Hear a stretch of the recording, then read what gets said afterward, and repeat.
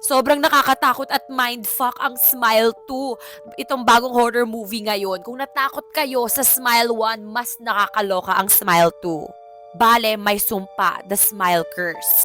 So siya nag-smile at inanalive niya ang kanyang sarili sa harap ng popstar na ito. Kaya napasa yung sumpa sa kanya.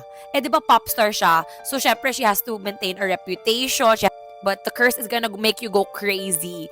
And she's trying to break the curse, kundi siyang next mamamatay.